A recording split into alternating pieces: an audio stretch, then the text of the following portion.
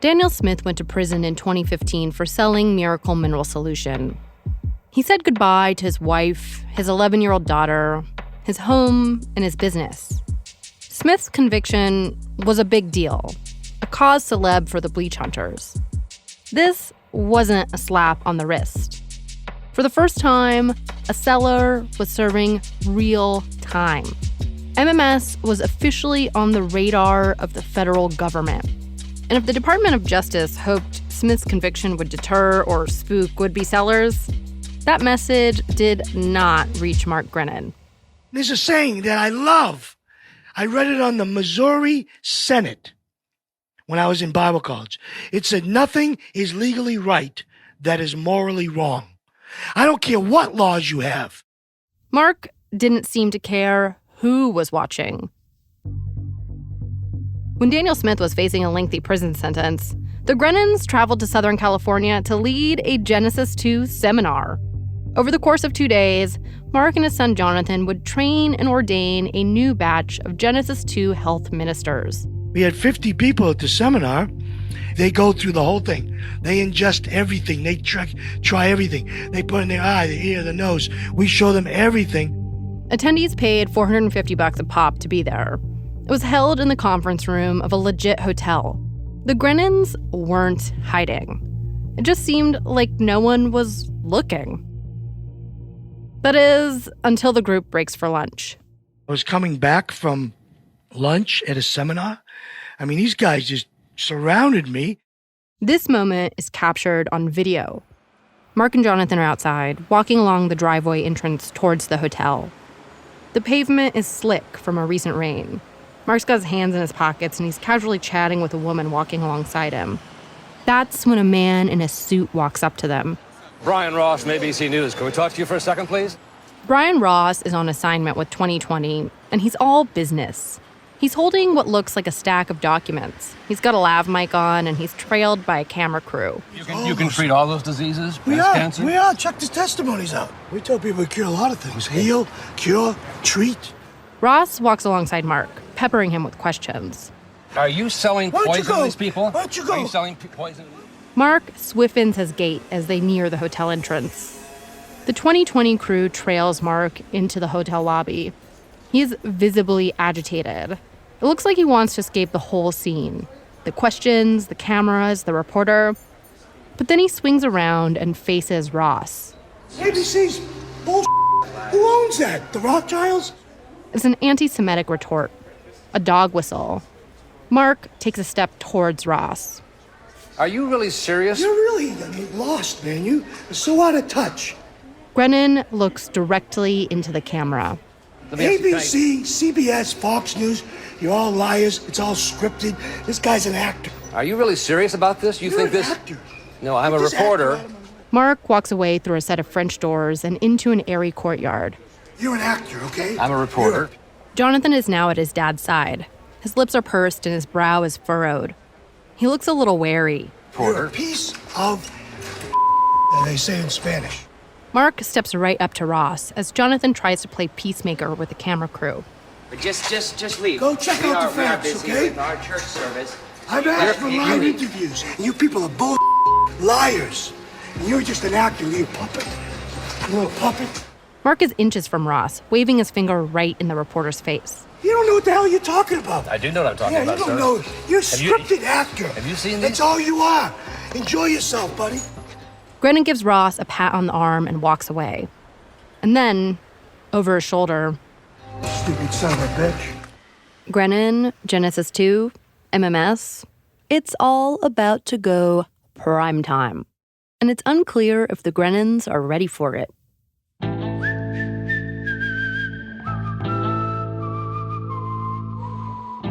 They say sunlight is the best disinfectant, or the second best disinfectant, I suppose. But for Mark Grenon and Genesis 2, that sunlight was about to shine the brightest on the Church of Bleach. And when it does, their whole operation is exposed. It's the second domino to fall in the case against Mark Grenon and the Genesis 2 Church. From Neon Hum Media, Sony Music Entertainment, and Bloomberg, I'm Kristen V. Brown, and this is Smokescreen, Deadly Cure, a podcast about how a family on the fringe convinced tens of thousands of people across the globe to buy a miracle liquid made of poison, the international conspiracy it ignited, and the people who fought to take them down.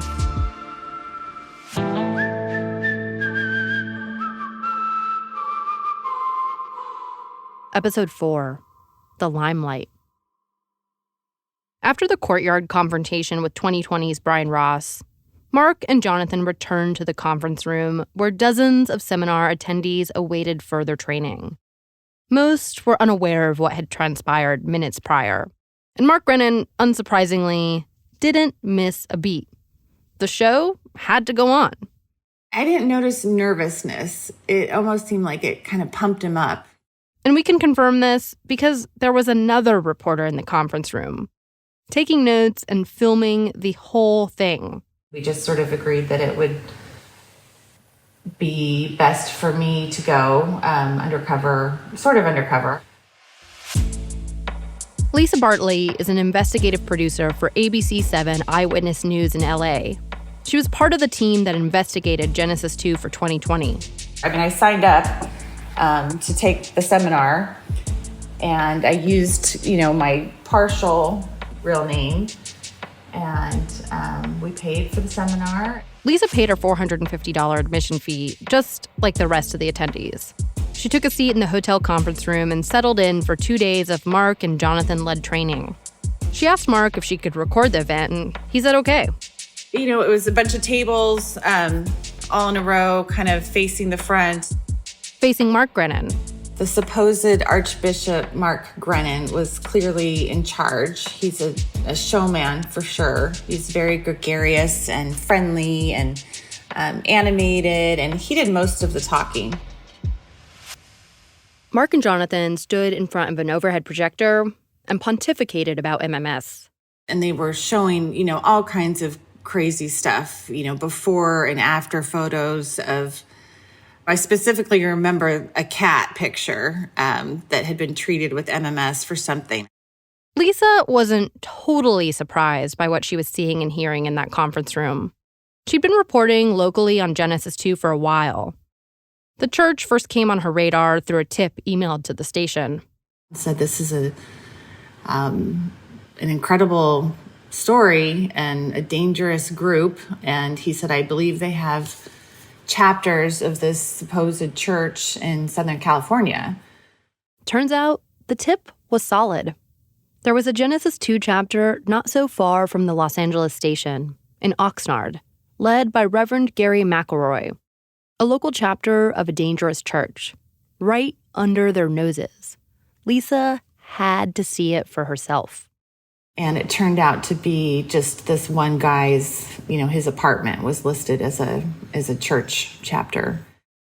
Lisa and a colleague went out and interviewed Reverend McElroy, the head and sole member of the Oxnard chapter of the Genesis 2 Church of Health and Healing. And on his wall, he had a bunch of plaques, that declared him a minister in the Genesis 2 Church. McElroy, recently widowed, said he wished his late wife had known about MMS. He really believed in it. He thought he could have saved her life if he had known about it then. He drank the concoction in front of us and mixed it with tomato juice, if I remember correctly. He was friendly, and I guess to me, I thought he seemed gullible, but, too trusting. Trusting, yet wary. This is what she saw in the hopeful expressions of the people at the Genesis 2 seminar, in this dimly lit conference room with low ceilings. And here, Genesis 2 not only offered an antidote to all kinds of illness, it offered a financial opportunity. The true believers wanted to be part of the solution. And who knows, maybe earn a few dollars. This seemed like more geared towards if you wanted to make it yourself and perhaps sell it. They talked about how you can buy these ingredients at a store for swimming pool supplies. Lisa sat and took notes with the rest of the attendees. she heard about the various ailments MMS could cure. What a miracle it was. What a miracle the church was, legally. How it could protect them from government interference and prosecution. And even the guy in Oxnard, he said, it's not really a church. Yeah, I'm a minister, but no, I don't have any followers. And it was kind of funny the way he put it, that it was just kind of a protection thing, a racket. Mark often boasts about how many Genesis 2 health ministers and bishops are out there in the world. Those titles suggest clerical leadership, evangelization, devotion. But the scene in the conference room seemed more professional than spiritual. There was no stained glass windows or vaulted ceilings. Archbishop Mark wasn't donning vestments. He was wearing a black leather jacket over a white t-shirt. Bishop Jonathan was wearing jeans. I still have my little card. They sent me a laminated card that says I'm a minister in the church. Lisa passed the training with flying colors and was an ordained minister. The certificate she received reads, in part, Lisa Ann is hereby elevated to the status of Minister of Health. From this day forward, Reverend Lisa Ann may conduct all business affairs of the chapter to which she was assigned. She is authorized to teach and administer all of the sacraments, cleansing waters, and other healing methods of the church. It was signed by Archbishops Jim Humble and Mark Grenon. Lisa's undercover work was just one part of the 2020 investigation into the Grenons and Genesis 2. The special report also covered the death of Doug Nash's wife, Sylvia. Fiona O'Leary, the bleach hunter, was in it too. It took aim at Mark Grenon and the grandfather of MMS, Jim Humble. 2020 and Brian Ross tracked down Humble in a town outside Guadalajara, Mexico. The government says what you're selling is poison, that you're hurting people, you're hurting children. There may have been deaths. What do you say about that? I say it ain't true. You stand by this? Well, of course. You think that's a good thing for children to take? I do, yes. 2020's special report aired on October 28, 2016. It was pretty damning. Millions saw MMS in the harshest light. Welcome to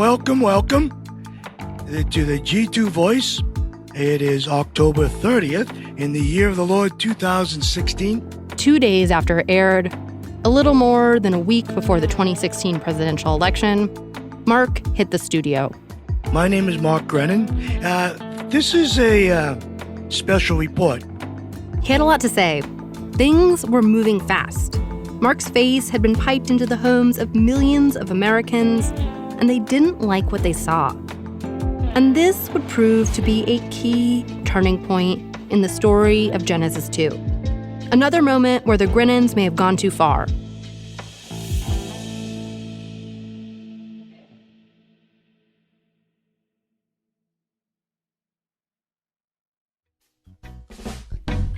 It's a thorn in the side of corrupt institutions. Welcome to the G2 Voice.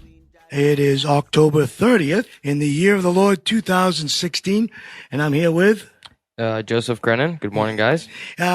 This is a special report. Mark's special report on quote-unquote ABC's accusations is almost 2 hours long. He had a lot to say about the special on his podcast and a lot to say to the reporters involved. After the seminar, Lisa got a letter from Mark. He says, I can go on and show you all the connections of 95% of the world's media owned by a handful of evil families. You are all puppets, only reporting what your owners tell you. So maybe that is why you don't have much truth in your investigations. You're kind of like a Mickey Mouse detective, huh? Lisa got a message from Jordan Grenon after the story aired, too. He announced that she'd been excommunicated from Genesis 2. In the email, he says, the card and certificate sent to you is now null and void. P.S. Bishop Jonathan said to tell you he knew you were a plant all along. God bless. And Mark had some words for the reporter who wasn't undercover, Brian Ross. He was hitting my buttons, Joe. Yeah. And you've known me. I'm a pretty calm guy. No, I'm not. You're not. I'm passionate about a lot of stuff. I'm not screaming. It made me felt really good in the flesh to tell that scumbag right to his face. You're a piece of dung. Over the course of the nearly 2-hour response, you can hear Mark oscillate between rage and decorum. It's like he's struggling with whether he should be proud or contrite over his on-camera behavior, particularly his confrontation with Ross. You know, they call it the wacky church. ABC did something on 2020. I didn't help it that day, okay? To which I'm sorry. And if anybody out there was discouraged at even looking into MMS because I said a few off-color words, I'm sorry for that. And I even talked to Jim last night a couple times, and he agreed, we agreed. And we need it in public. Now we have public voice. Mark brings up this idea of a unified public voice a few times in his ABC reaction tape. Something about this media tension brought Grenon and Humble's differences to the surface. But I was really ticked off, man. I really was. Boy, I tell you what, we're fighters, okay? And so this is why I have to calm down. Jim's like all the time, calm down, Mark. Jim was a boxer. Humble seems concerned about Mark's impulsivity, his bombastic tone and coarse language. You can hear Mark trying to heed Humble's words, but he can only rein it in for so long. Let me tell you something. You start mocking us with this bleach church stuff, and they mock us, bleach church. Huh? What are you going to call the Mormons the polygamy church? Huh? You're going to call the Catholics the rosary bead church, or the Muslims, you're going to call them the burqa gang?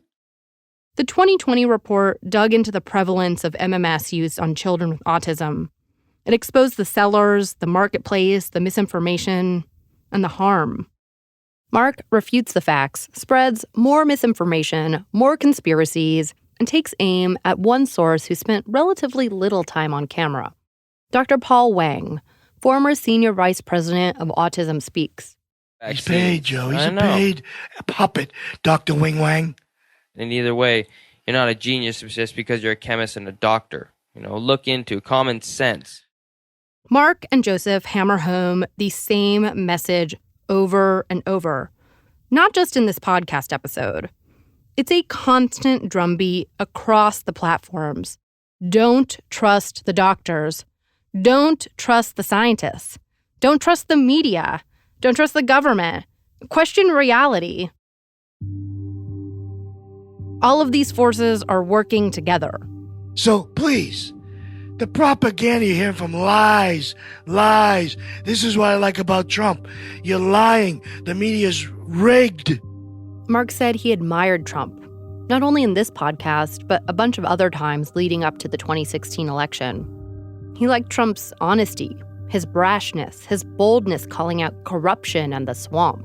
The elections are rigged because these polls, they're just rigging it. Then it's even more rigged by the electoral votes. That is such a scam. Especially if the guys that like you own the voting machines. Mark's guy, as we now know, shocked a lot of people. 9 days after Mark said this, Donald Trump was elected president of the United States with 306 electoral votes. As a nation, we were about to enter a new era. One where the internet and politics shifted our definition of truth. It was a world that Mark seemed poised to navigate, with or without Jim Humble.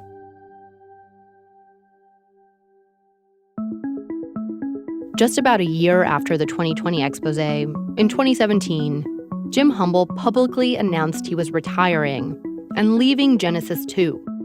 He explained it in a blog post on his website. Although I'm almost 85 years old, I still have a lot of energy, and I have a lot of things I must do in this lifetime. But now, along with my retirement, Mark Grenon is head of the Genesis 2 Church of Health and Healing. Jim Humble's announcement was curious. Mark may have had a louder voice, but Humble was the face of the miracle mineral solution. Any MMS seller worth their salt followed and promoted Humble's protocols. He and Mark seemed like good partners. Jim was, after all, the grandfather of MMS. He'd been promoting his, quote, American health drink all the way back in 1996 as a gold prospector in South America. We don't have a clear explanation for what prompted Humble's departure, but there are clues.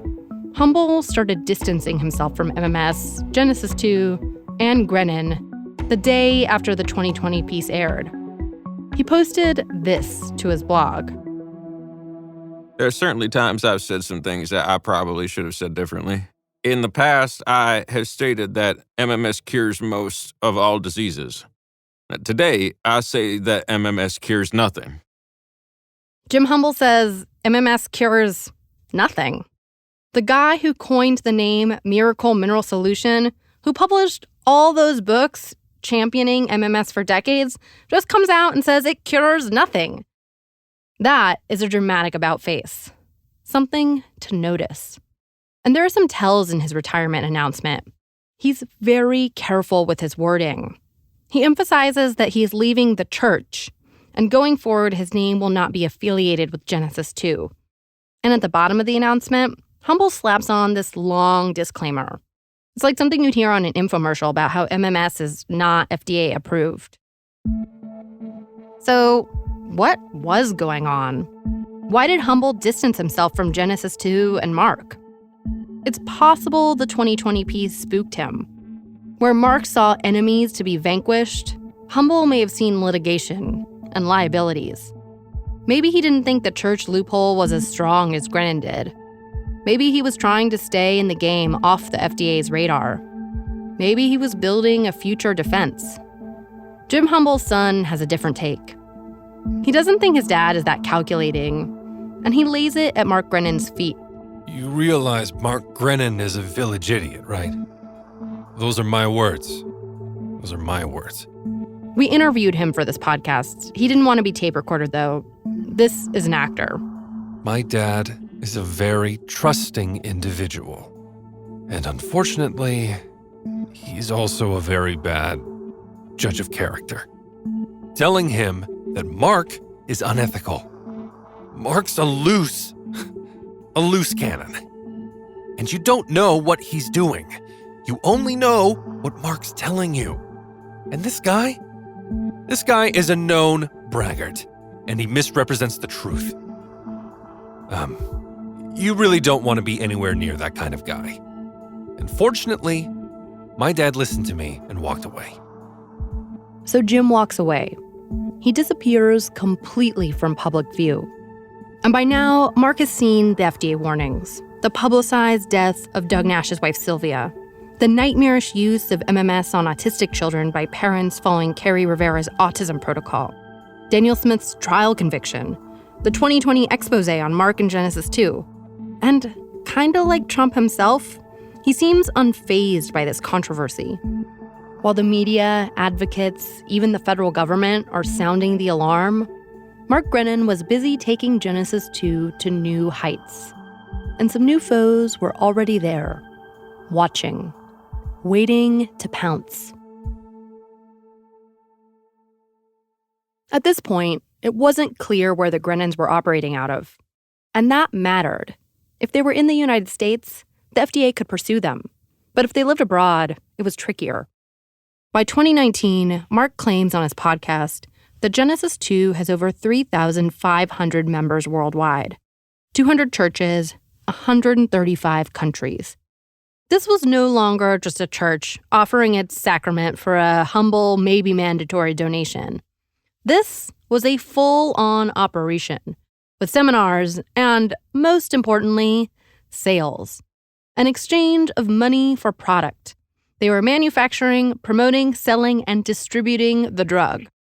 And notably, promoting that drug as a cure for a variety of diseases. And with a few exceptions, selling and marketing of unapproved drugs is illegal. That's what the bleach hunters have been trying to prove.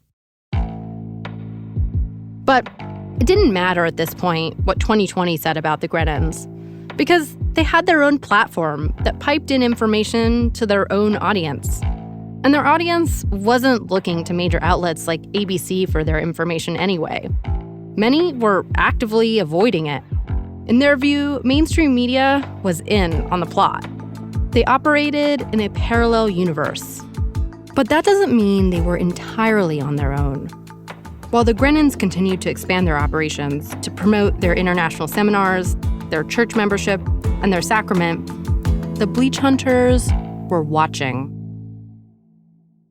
It's the middle of the night, dark, still, quiet. Melissa Eaton is sitting in front of her computer while her kids sleep. When the day's over and, the kids are in bed, then we go to work. Go to work tracking down MMS wherever it spreads. Melissa is in her early 40s with long brown hair and has the North Carolina accent to prove she's from somewhere between Tobacco Road and the NASCAR Hall of Fame. If the bleach hunters are this loosely affiliated group of keyboard warriors hunting down MMS sellers around the world, Melissa is the chief bleach hunter in the U.S. office. This is her turf, which matters because she's the one on the ground gathering evidence that she can send to the FDA. And if she ever wants to see the Grenons fall, it's going to be because the FDA comes after them. The FDA isn't just important in the U.S. It only has authority to regulate what happens in the U.S., but its influence is global. Melissa's good at the job she's given herself. She's got a near photographic memory. She spots the little things. She takes meticulous notes, gathers evidence, and quietly turns most of it over to the government. It's really like solving a giant puzzle. And, sometimes it can take hours or days to put all the dots together to actually come up with what we need to report. But it's not just skills, it's her style of reporting. A lot of what we do as far as with the peddlers, it requires a certain amount of secretiveness. Melissa has developed her own methodology over time. In the early days, she thought it'd be easier. I was a bit naive, and I thought this is going to be, this is easy. We can, make some calls. We can make people aware this is going on. Melissa got involved in the issue in 2016, after Sylvia Nash died. She read about the prosecution of Daniel Smith and had reached out to the DOJ because she wanted to do something about the sellers of MMS. They referred her to the FDA. She learned that a case needed to be brought to prosecutors for these sellers to be indicted. The problem that the FDA has as far as getting on top of the sellers is that for the FDA to prosecute these sellers, there has to be two aspects. There has to be you're selling it and promoting it as a cure, treatment, mitigation for any disease or condition. And so what happens is you have all these suppliers that are just selling it, who are behind closed doors connecting with these group owners. So you have one person promoted it while one person sells it, and the FDA has to be able to piece that together and show like a conspiracy to provide that product for the unintended use. And that's where it kind of makes it difficult. And so Melissa had made it her mission to piece these elements together, to roll up an investigation out of what she'd found in her research, and then turn it over to the feds. And then it becomes a bigger issue that we have proof that there's harm being done. So that's when we get to work trying to locate them. Melissa's reported hundreds of these cases. One still haunts her. One of them was a family with two children. One child was autistic and one child was neurotypical. And the mother was so ingrained in this whole chlorine dioxide protocol and everything that the children were getting the oral doses, but they were also getting the enema doses, and it was just a very strange parenting situation. The mom had a name for this parenting activity: family bonding time. They would read Little House on the Prairie stories, and that she would do an enema and then do one on the kids. And the kid was in the video, and the kid was around my son's age, and that one was just really, really hard for me. Hard as it is, it's cases like these that keep her on the trail of MMS distributors. And on one of those late nights, when the kids had gone to bed, she stumbled upon something. A huge break. It was a social media post from Jonathan Grenon. It starts with a shot of a white shed surrounded by mud and grass, with the caption, "Where we began." We meander over to what looks like a cross between a circus tent and a shade structure you might take to the beach. There are sheets, maybe blankets, hanging off the sides like makeshift walls. Eventually, we get a shot of some lumber. And then the camera spins around to show us Jonathan's face, peering into the lens.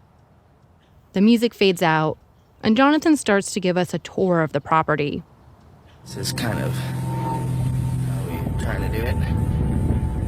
He steps inside one shed to reveal rows of metal racks and large plastic storage containers.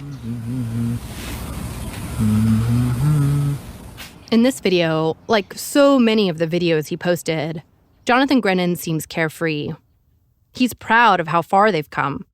It doesn't seem like he has any idea that the video might ever be used against him. But that's the thing about the internet. You never know who's watching. I think it was like a 15-minute video. Like Melissa.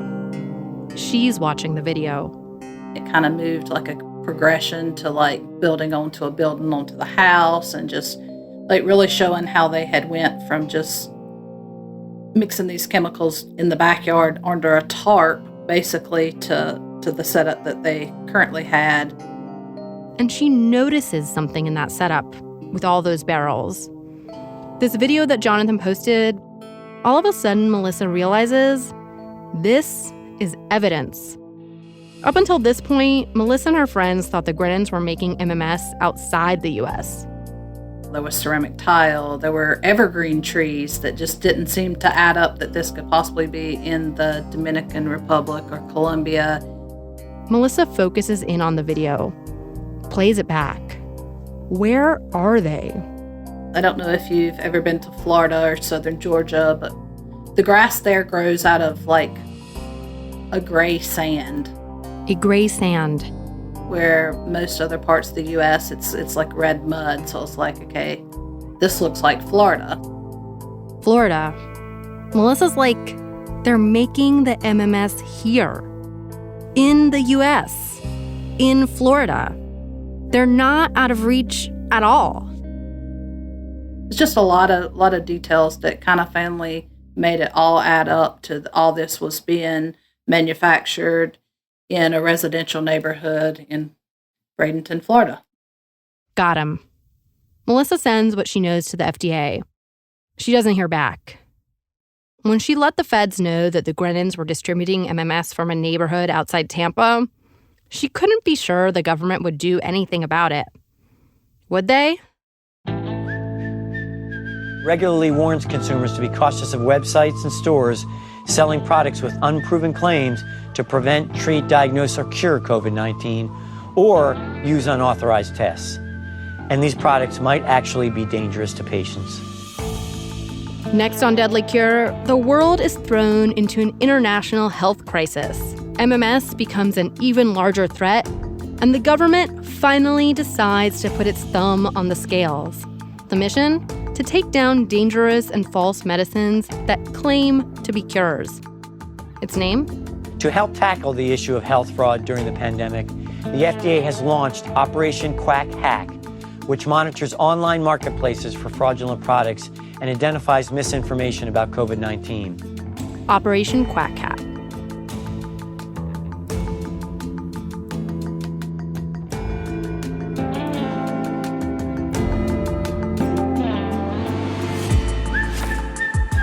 Smokescreen Deadly Cure is an original production by Neon Hum Media, Sony Music Entertainment, and Bloomberg. It was written and produced by Carla Green, Kate Mishkin, and Jonathan Hirsch. Our associate producers are Navani Otero, Zoe Kulkin, and Ann Lim. Production assistance from Stacey Wong, Gilda DiCarli, and Magnus Henriksen. Editing by Jonathan Hirsch, Catherine St. Louis, and Maureen McMurray. Catherine St. Louis is our executive editor. Sound design and mixing by Scott Somerville. Theme and original music composed by Asha Ivanovich.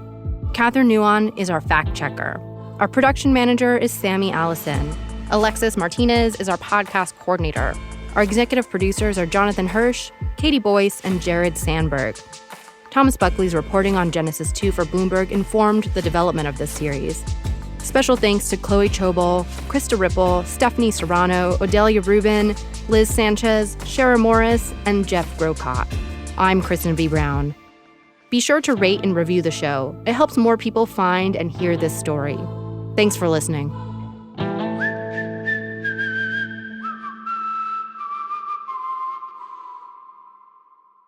For emergency assistance, please call Poison Help at 1-800-222-1222 to speak with a poison expert or visit poisonhelp.org for additional resources.